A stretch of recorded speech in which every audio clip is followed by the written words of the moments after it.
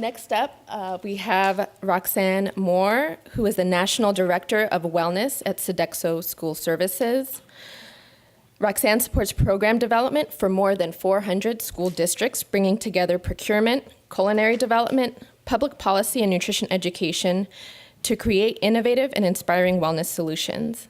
She's going to talk to us about the link between food and performance.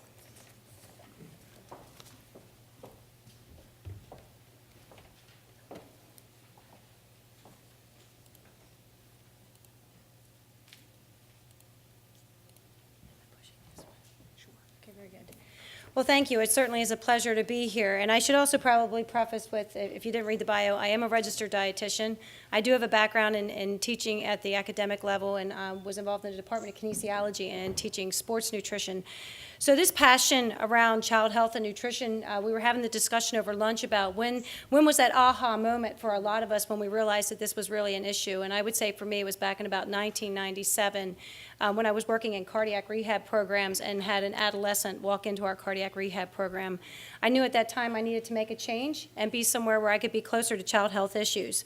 So thank you for the opportunity to be here with you today. We're going to talk about a little bit more about the science and the link between really, what is it? What does food do that makes academic performance so much better? And maybe some of this information is common sense to a lot of you, and we certainly don't have the time to get very granular into the science, so I'm going to keep it pretty simple, but hopefully help you so that you can also turn around and convey a story to other leaders that you work with, whether it's in academia or policy or wherever you are, because I believe storytelling is so important. We hear a lot about data and statistics, and that's great, but you have to tell stories. You have to really stir the emotion in people if we want to see change in the lives of these children. So when we think about the brain and cognition, when you really understand that, it'll help us to create better strategies for our school wellness environments. And we will find that, and I think many of you get it already, that if you have a healthy child, you have a child that's going to be easier to educate. And also, if you have your education, chances are you're going to have individuals who are more informed about their health. So they are definitely mutually reinforcing. So when we think about the brain, again, people might think, well, nutritional neuroscience, what is that? If any of you have ever looked at that terminology, that's where you may begin to find more about, what is chemically going on in the brain that's helping these children to achieve nutritional neuroscience. Well, you see, the brain is actually made up of a bundle of nerve cells, and our whole body is made up of cells, but you have nerve cells. So these nerve cells called neurons, there's a lot of activity going on in between those nerve cells. And when cognition is taking place, there's all this activity that's happening at the pace of about 200 times per second. So when we think about cognition, what am I referring to? So cognition is the ability to learn, to remember, to rationalize through information, to problem solve. All of that is in reference to cognition. So in order for cognition to happen, again, there has to be this communication between nerve cells. Well, nerve cells are actually starting to develop shortly after conception. So it's not something that we wait till we're 20 and we're growing. It's happening right after conception, and it's continuing into the early years of childhood development. And the health of those nerve cells, again, is going to be greatly dependent upon how well they're stimulated and how well nourished they are. So in our external environment is stimulating us all the time, and it's stimulating our children as well. On average, there's a lot of activity, as I mentioned, 200 times per second. There's this communication going on between nerve cells. And even though our brain only makes up about 2% of our body weight, it consumes about 20 to 30% of our energy and our oxygen. So where does that energy come from? Well, it comes from food. And it's coming predominantly from three primary nutrients, which are the macronutrients, the carbohydrates, the proteins, and the fats. Well, in addition to that, you have your vitamins and minerals, which we typically refer to as micronutrients. And those micronutrients are critically important in the development of what we call neurotransmitters. And if you look on this slide, you'll probably see some that are familiar to you, adrenaline, dopamine, and things like that. And neurotransmitters, they impact our mood, they impact our alertness, they impact our appetite. They're very important to the communication process and what's happening between our different nerve cells. So in order for our brain to be healthy, it's critical that they have a variety of nutrients, both macronutrients as well as micronutrients, that are coming from a variety of different food sources. But our ultimate source of fuel for the brain is glucose. And we get glucose from the breakdown of those carbohydrates, proteins, and fats. That is the primary source of fuel for our brains. And we know through various research studies, and I'm going to point you to some resources, but you also have a ton of resources here just in this room who I'm sure can speak even more intelligently to this overall process. But we know that when children are deprived of this energy, that ultimately it is impacting their cognitive development and also their ability to function effectively in schools. So when we think about all this physiology, and I want to be clear, I have 12 minutes, essentially, to get through all of this. So it's clearly not enough time to tell you everything I'd like to tell you and get as granular as I'd like to get. But if you know just a little bit of the background about the physiology, and you understand key behaviors that are impacting what's going on in the brain, there's essentially 3 key things that are impacting everything that's happening in the brain and then ultimately determining how well a child is going to perform academically in the classroom. The first is the quantity of food that we're eating, which ultimately impacts, in many cases, our weight. Are we underweight? Are we overweight? Is the child underweight or overweight? And then the third component is the quality of that diet, the essential nutrients that are coming into the diet as well. So typically, when we think about malnutrition, we oftentimes immediately go to food insecurity and underweight. But malnutrition can be also overnutrition or undernutrition. It can be one or the other. So while we see children who are obese, sadly, many people make the assumption that they are food secure. But the reality is, in your state alone, you have 1 in 6 children who are potentially food insecure, and that's a real problem because, as it was mentioned, you can't tell just from looking at somebody whether or not they are food secure or food insecure. But what we do know is that individuals who are food insecure, who aren't getting all those macro and micronutrients, they are struggling to perform well academically on both reading and math tests. Typically, that's how it's measured.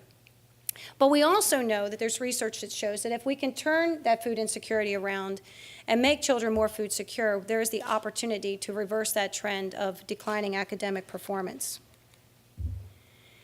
Here's just a slide from Shara Strength Foundation where I sit on an advisory board with their Cooking Matters program, which is an excellent program. But typically, when we think about undernutrition, we're thinking that, it's just lower economic status. But the reality is, and I should back up and say that you might have short-term or long-term undernutrition, and both can have consequences on that child's performance. But oftentimes, we just think that it is maybe long-term poor nutrition that's impacting on a child's academic outcome. But the reality is, there's research that shows that even transient hunger can have an impact on how well a child performs in the classroom. And I'm sure you've all seen this. I have daughters who are 16 and 12, and I always chuckle at the fact that the school decides during standardized testing week that this is the time we're going to hydrate them, promote breakfast, and let them have snacks in the classroom. It's one of my biggest frustrations. So we're seeing this not just with children who are clearly qualifying for free and reduced price meals. I see it. I observed it when my daughter started going to high school, and I would just sit in the parking lot after I drop her off and think, none of these kids have had breakfast. This is we're in a pretty good socioeconomic status in this particular school, but they're all walking in with their 20-ounce coffees. But I guarantee none of them have had any substantial food, and I'll talk more about that with diet quality. But they're going to get that coffee, that blood sugar, that glucose level is going to go, and it's just going to spike right back down. And by second period, they're asleep on their desk. It's even happening to all children. So this is not an issue with regards to academic achievement and performance that is totally isolated to those that we have identified who qualify for free or reduced price meals, food stamps, etc. When you think about Maslow's motivation model, Maslow's hierarchy of needs, and it's expanded, and there's many different forms of it. But basically, what Abraham Maslow said was that you aspire to these higher levels in this pyramid once the lower level needs are met.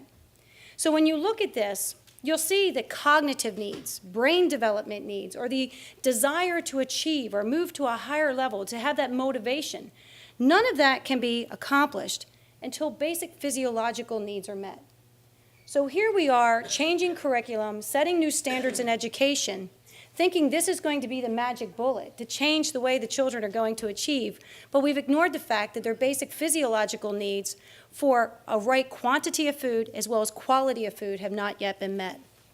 And it's going to be hard for those children to achieve academically if those basic needs have not been met. So in addition to talking about undernutrition, as I mentioned, sometimes we don't think about the impacts of overnutrition or obesity and how that might be impacting the brain and ultimately impacting academic achievement. The challenge here with this issue is, what is the catalyst? Is it because a child is obese, therefore they have low self-esteem, more depression, that there's different types of activity happening in the brain between the communication with the neurons that ultimately is causing them to not perform as well? Or is it the reverse? Are they performing poorly academically because they might have other chronic illnesses like asthma, which is actually one of the biggest concerns of health administrators in schools? And is that obesity or the poor academic performance contributing to the obesity?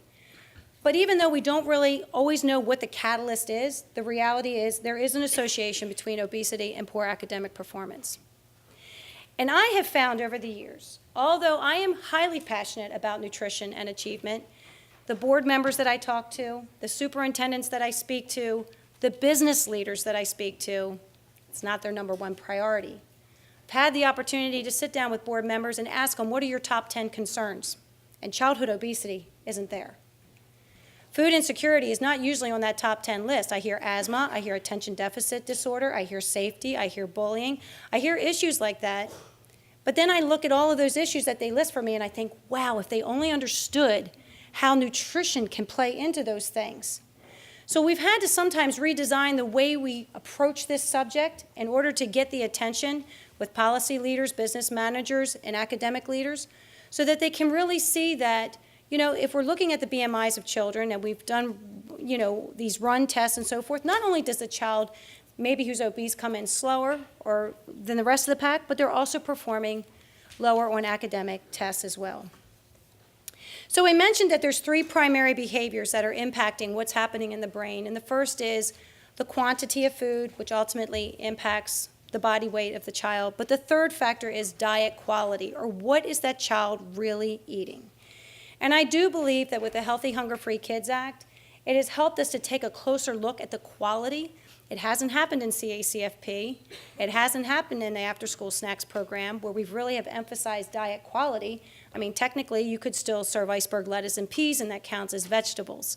So the good news about the Healthy Hunger-Free Kids Act is they have tried to emphasize more fruits and vegetables to enhance the overall diet quality. They have emphasized serving beans. They have emphasized serving, dark green and red vegetables because that diet quality is where you're going to get some of those other micronutrients as well as other things like the antioxidants that are so critical for brain health. So if everyone understood that some of the changes being made scientifically, there was really a great reason behind it, and it wasn't just because they tried to make everyone's life harder. If they really understood that, it would be so helpful. The USDA has shown, and we've heard it in prior reports here, that children ages 2 to 17 are still not getting enough fruits and vegetables and whole grains and way too much fat and sugar in their diet. And it's important to know that because there's research that shows that eating more fruits and vegetables does enhance the brain development. And I wanted to make a comment. There were a couple programs that were mentioned earlier in comments about plate waste studies. We actually completed a research study within our company looking at 600 different schools' production records. And the implementation of salad bars and students' take rates of those salad bars if school wellness policies were in place. And what we found is that in the schools that have strong wellness policies, you saw students that were more engaged and the overall activities and taking more fruits and vegetables within that lunchroom. It further reinforces the need for an entire environment and not just the school food service program to come together to really change the students' behavior. In addition to that, we too did some plate waste studies utilizing the techniques of Smarter Lunchroom, which was also referenced earlier, and I'd love to talk more about. But Dr. Brian Wansink and his team at Cornell and their tactics around choice architecture and behavior economics, we actually implemented some of those tactics in our lunchrooms, and we found, again, that plate waste was actually reversed. Kids were taking the fruits and vegetables, and they were not throwing them away. So it definitely can be done by using initiatives like that, and we need those types of programs that can help us get kids to not only take fruits and vegetables, but consume them because they need better diet quality. So a couple resources to help you out because, again, not enough time to share everything, but if you've not checked out the CDC's Health and Academic Achievement resources, they have presentations, they have talking points, they have so many resources and references to so much research that you could tap into if people really want you to prove your point. So this is a great resource, as well as Gen Youth, which is basically the funding arm behind the Fuel Up to Play 60 program. They actually have this report called The Wellness Impact that highlights not only the role of nutrition on brain activity, but also physical activity and its role on brain activity and cognition. So this is another great resource. To kind of wrap up, there's two things I'd just like to say. And the first is, earlier someone asked the question about measuring impact. It is hard for us in some of our programs in schools to say that we did reverse childhood obesity. If you have the time and the money and the resources to really get into measuring some of these medical indicators in kids, that's great. But the reality, again, is that there's a whole list of things that we could be talking about with our programs. And what you want to measure may be different depending upon where you are. In some cases, schools are very focused on absenteeism. In other cases, they're very focused on tardiness. It depends. It could be nurse visits. It could be counselor referrals. But the thing is, what are you implementing that somehow you can tie back to a priority of school administrators? That's what's really important. There's reports out there like this one that talks about not only the impact on students, it was mentioned earlier, that when students aren't succeeding and getting the nutritional quality and quantity of food that they need, it's not just a short-term issue, it is a long-term issue that could impact them in their placement in the workforce. And also in preparing them for global work. We are moving towards a global society where we need to be working together, and children are simply just not prepared for that. There's obviously the financial impact on schools with regards to children being absent and their lack of funding. And then finally, there's the societal impact as well, and of increased health care costs and children not being ready for the military. As Ann mentioned, we're too fat to fight. This is a great resource from Gen Youth that basically summarizes that. So if you're trying to remember, gosh, what was the impact on this person versus this society versus this group, Gen Youth, again, has a nice handout and resource that can help you begin to tell that story. The last thing that I will mention is that lots of great programs, so much great effort that I've heard is taking place in schools, and we too have a Future Chef program that's a national initiative that really engages the kids in the cooking experience and school gardens. All those things are wonderful. And I have to stress that if the children aren't participating, we are going to struggle to have the impact that we need. We need to try to get them more involved in breakfast programs, lunch programs, after school snack and supper programs. And if we can do that, then we have the opportunity, as was just mentioned, to actually get the quantity and the quality of food that these children need. So thank you for your time.